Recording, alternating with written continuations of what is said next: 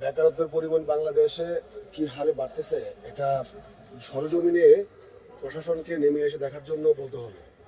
প্রশাসন ওইখান থেকে পরিকল্পনা করতেছে শুধু, কিন্তু বেকারত্বের হার এই অবস্থায় কি দাঁড়াচ্ছে যে একজন পিতা বা তার সংসারকে কিভাবে প্রতিদিনকার দৈনন্দিন সংসারটাকে মিটাবে ঝামেলাগুলা, এটা ভাবার বাইরে চলে যাচ্ছে। আমরা এখান থেকে বসে বসে বড় বড় জ্ঞানী বাক্য কচকালে হবে না। এসব কাপড় চাপানোর অভ্যাস বন্ধ করে দিয়ে আমাদেরকে মনোযোগ দিতে হবে এখন কীভাবে আমাদের প্র্যাকটিক্যাল অস্তিত্ব টিকাতে পারি। টিকানোর জন্যই এখন আমাদেরকে ফাইটিংটা করতে হতেছে। এই দিয়ে আমেরিকা লাগা রাখছে বিশ্বব্যাপী একটা আতঙ্ক। সে মুসলিম কান্ট্রিগুলোর সাথে রাজতান্ত্রিক রাজনীতি চালাই দিয়া তার আগ্রাসন যাকে খুশি সে তাকে টিকে রাখবে, যে তার ডলারের বিপক্ষে দাঁড়াবে সে তাকে ধ্বংস করে ফেলবে। আর সবাই আমেরিকার এইসব তাণ্ডব লীলায় চুক্তি করে ডুব গিলবে আর বড় বড় থিসিস বাক্যগুলো আমাদের সামনে এনে দিবে। তো আমরা যদি কী করবো, দিয়ে পারি খাবো? আমাদের এইসব দিয়ে কী হবে?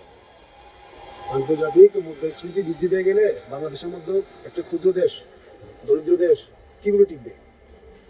একের পরে এক দেশের অভ্যন্তরের কাঠামোগত যেসব সমস্যা তৈরি হয়েছে, প্রশাসনিক যেসব সমস্যা তৈরি হয়েছে, তাই আমরা সামলাতে পারতেছি না। পুকুর চুরি করে দিনে দুপুরে আমাদেরকে পথের ফকির বানায় দিয়ে চলে গেছে এক দল। 15 বছরে আমরা রাজস্ব ঘাটতি, আমাদের প্রত্যেকের মাথা পিছু এসব অপমানটন আমরা সয়ে নিছি, পারতেছি এসব আমরা কাভারেজ করতে। তার মধ্যে এখন আবার এসে যুদ্ধ পরিস্থিতির মধ্যে দিয়ে মূল্যস্ফীতি বৃদ্ধি পাচ্ছে। এসব আমেরিকার মতো রাষ্ট্র পৃথিবীর অস্তিত্বে না থাকা এখনকার জন্য সবচেয়ে বড় প্রয়োজন। ইসরায়েলের মতো এই ধরনের রাষ্ট্র আমাদের কোনো উপকার আসবে না, এবং তাদেরকে টিকে রাখার জন্য যারা চ্যালেঞ্জ নিচ্ছে তাদের সাথে আমাদের কিছু সম্পর্ক। আমরা আগে নিজের অস্তিত্ব টিকানোর চেষ্টা করতে হবে। কীভাবে টিকাবো? আমরা সমস্ত কিছু ইনপুট নির্ভর, আমাদের উৎপাদন কই? ইরান বিকল্প ব্যবস্থার মধ্য দিয়ে নিজেদেরকে টিকানোর সমস্ত পথ তারা করাইছে। সেই জন্য ইরানকে ধ্বংস করে দেওয়ার জন্য উঠে পড়ে রাখছে বর্জুয়ারা, ক্ষমতাসীনরা, তাদের আধিপত্য বিস্তার করার জন্য। আমাদের উপর আধিপত্য বিস্তার করলে আমাদের তো কিছুই করার নেই। আমরা সিস্টেমের মধ্যে সবসময় ঢুকে বসে থাকবো, বিকল্প সিস্টেম তৈরি করবো না।